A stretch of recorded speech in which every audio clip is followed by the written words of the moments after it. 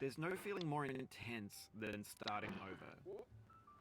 If you deleted your homework the day before it was due, as I have, or if you left your wallet at home and you have to go back after spending an hour on the commute. If you won some money at the casino and then put all your winnings on red but it came up black. If you got your best shirt dry cleaned before a wedding and then immediately dropped food on it. If you won an argument with a friend and then later discovered that they just returned to their original view.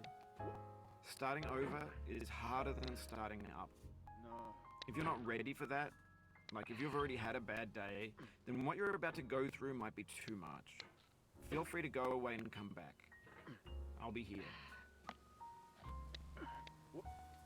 Alright, thanks for coming with me on this trip. I'll understand if you have to take a break at any point. Just find a safe place to stop and quit the game. Don't worry, I'll save your progress, always, even your mistakes. This game is a homage to a free game that came out in 2002, titled Sexy Hiking.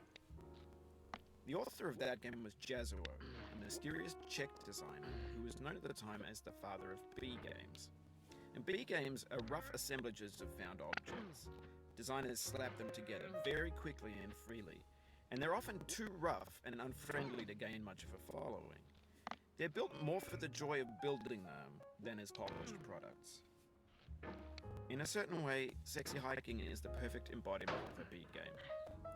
It's built almost entirely out of found and recycled parts, and it's one of the most unusual and unfriendly games of its time.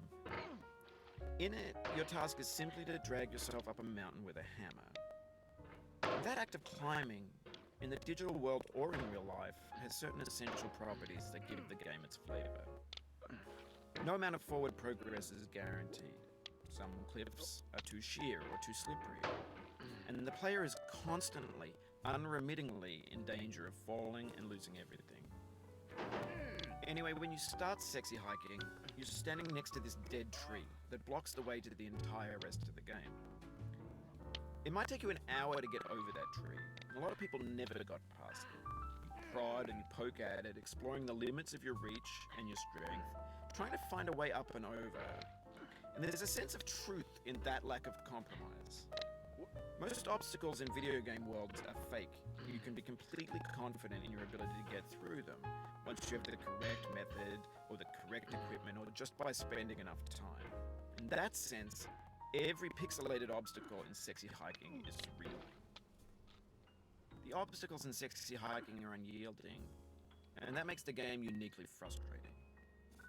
But I'm not sure Jazuo intended to make a frustrating game. The frustration is just essential to the act of climbing, and it's authentic to the process of building a game about climbing. A funny thing happened to me as I was building this game. I'd have an idea for a new obstacle, and I'd build it, test it, and it would usually turn out to be unreasonably hard. But I couldn't bring myself to make it easier. It already felt like my inability to get past a new obstacle was my fault as a player rather than as a builder. Imaginary mountains build themselves from our efforts to climb them, and it's our repeated attempts to reach the summit that turns those mountains into something real. When you're building a video game world, you're building with ideas, and that can be like working with quickset cement. You mold your ideas into a certain shape that can be played with, and in the process of playing with them, they begin to harden and set until they're immutable, like rock. And at that point, you can't change the world. Not without breaking it into pieces and starting fresh with new ideas.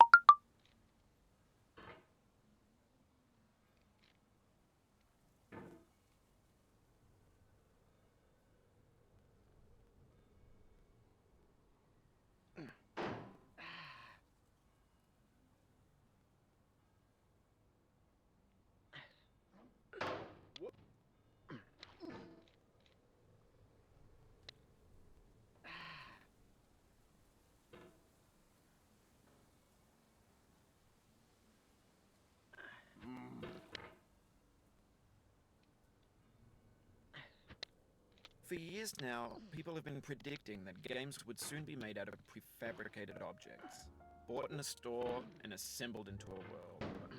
And for the most part, that hasn't happened, because the objects in the stores are trash.